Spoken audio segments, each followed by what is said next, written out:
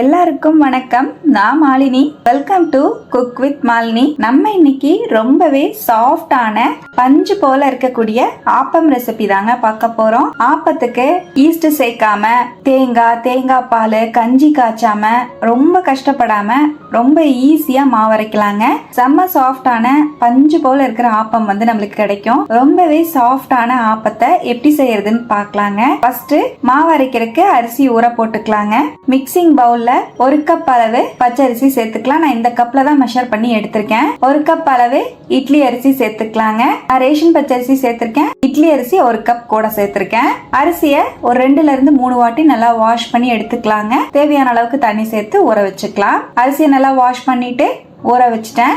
அரிசி ஒரு 4ல இருந்து 5 மணி நேரம் ஊறி வரணுங்க. இப்ப இன்னொரு மிக்சிங் பவுல்ல 2 டேபிள் ஸ்பூன் அளவுக்கு உளுந்து சேர்த்துக்கலாங்க. 1/2 டேபிள் ஸ்பூன் வெந்தயம் சேர்த்துக்கலாம். உளுந்து வெந்தயத்தையும் நல்லா வாஷ் பண்ணி ஊற வச்சுக்கலாம். பாருங்க, இந்த மாதிரி நல்லா ஊற வச்சுட்டேன். நான் உளுந்து வெந்தயத்தை தனியா ஊற வச்சு காமிச்சிருக்கேன் வீடியோக்காக. நீங்க அரிசியோடவே சேர்த்து ஊற வச்சுக்கலாங்க. எல்லாமே ஒரு 4ல இருந்து 5 மணி நேரம் நல்லா ஊறி வரட்டும். பாருங்க, நம்ம ஊற வச்ச அரிசியும் நல்லா ஊறி வந்துருச்சு. உளுந்தும் வெந்தயமும் நல்லா ஊறி வந்துருச்சு. இப்ப நம்ம ஊறி வந்த உளுந்து வெந்தயத்தை ஃபர்ஸ்ட் மிக்சி ஜாருக்கு மாத்திக்கலாம். நான் மிக்சியில சேர்த்து அரைச்சிக்கிறேன் கம்மியா இருக்கிறனால. நீங்க வேணும்னா கிரைண்டர்ல அரைச்சுக்கலாங்க. இப்போ உளுந்து எல்லாத்தையும் சேர்த்துட்டேன். இதோடவே நம்ம ஊற வச்சிருக்கிற அரிசியையும் சேர்த்துக்கலாம். ஒரு பாதி அளவுக்கு அரிசி சேர்த்திருக்கேங்க, மிக்சி கொள்ற அளவுக்கு. தேவையான அளவுக்கு தண்ணி சேர்த்து நல்லா நைஸா அரைச்சுக்கலாம். நமக்கு ரொம்ப கெட்டியா அரைக்கணும்ல அவசியம் கிடையாது. நல்லா நைஸா அரைச்சுக்கோங்க. பாருங்க, நான் இந்த மாதிரி மாவா அரைச்சிட்டேன். மிக்சிங் பவுலுக்கு மாத்திக்கலாங்க.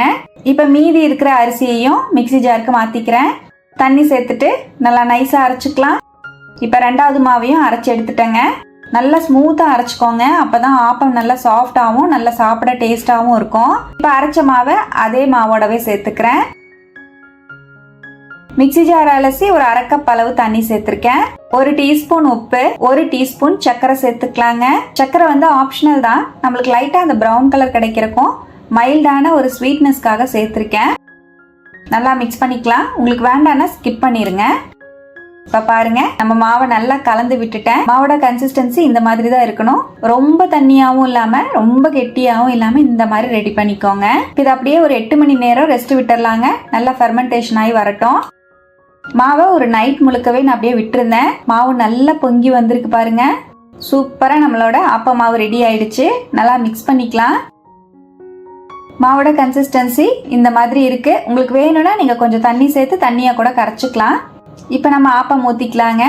இந்த மாவுல நீங்க தோசையும் ஊத்திக்கலாங்க, சூப்பரா வரும். நான் ஆப்பம் ஊத்தி காமிக்கிறேன். ஆப்பம் ஊத்துறதுக்காக நான் இந்த மாதிரி ஒரு சின்ன கடாய் வச்சிருக்கேன். ஆப்ப சட்டியை ரொம்ப நாளா யூஸ் பண்ணாதனால நம்ம சீசனிங் பண்ணி தான் யூஸ் பண்ணணும். அதனால நான் இந்த கடாயில ஆப்பம் ஊத்தி காமிச்சிருக்கேன். இரும்பு கடாய்ங்கிறனால நல்லா எண்ணெய் தேய்ச்சி விட்டுக்கிறேங்க. வெங்காயம் ஃபுல்லா தேய்ச்சி விட்டுட்டு இப்ப நம்ம ஆப்பம் ஊத்திக்கலாம். ஒரு 1/2 கரண்டி மாவை சேர்த்துக்கலாங்க. சட்டி நல்லா சூடா இருக்கு. மாவை சேர்த்துட்டு அப்படியே சொலட்டி விட்டுக்கலாம். மாவு ஃபுல்லா அந்த சட்டி ஃபுல்லா வர்ற மாதிரி பண்ணிக்கலாம். இப்ப பண்ணிட்டு இப்ப தேவையான அளவுக்கு ஆயில் சேர்த்துக்கலாம். ஆயில் கொஞ்சமா சேர்த்துனாலே போதும். அப்படியே மூடி வச்சிடலாங்க. மீடியம் ஃப்ளேம்ல ஒரு 2ல இருந்து 3 செகண்ட் இருக்கட்டும். பாருங்க, நம்மளோட ஆப்பம் சூப்பரா ரெடி ஆயிடுச்சு. வெளியே எடுத்துடலாம். நல்லா சூப்பரா நம்மளுக்கு எப்படி அழகா வருது பாருங்க. நல்லா பஞ்சு போல இருக்குங்க சென்டர்ல. இப்ப இதே போல இன்னொரு ஆப்பமும் நான் ஊத்தி காமிக்கிறேன். ஆயில நல்லா தேய்ச்சி விட்டுறலாம். ஒரு கரண்டி மாவை சேர்த்துக்கலாம். ஃபுல்லா சொலட்டி விட்டுட்டு கொஞ்சமா மட்டும் ஆயில் சைட்ல சேர்த்துக்கிறேன். நீங்க நான்ஸ்டிக் ஆப்பக்கல் எல்லாம் யூஸ் பண்ற மாதிரி இருந்தா உங்களுக்கு எண்ணெயே தேவைப்படாது. அப்படியே மூடி வச்சிடலாங்க. பாருங்க, ஒரு 2ல இருந்து 3 செகண்ட் அப்படியே விட்டுருந்தேன். உங்களுக்கு ஆப்பம் வெந்துருச்சுன்னா அப்படியே சைடெல்லாம் தானாவே எலும்பி வரும். மெதுவா எடுத்துடலாம். அவ்வளவுதான், ரொம்பவே சாஃப்டான டேஸ்டியான ஆப்பம் சூப்பரா ரெடிங்க. தேங்காய் பால் பாயெல்லாம் வச்சு சாப்பிட சூப்பரா இருக்கும்.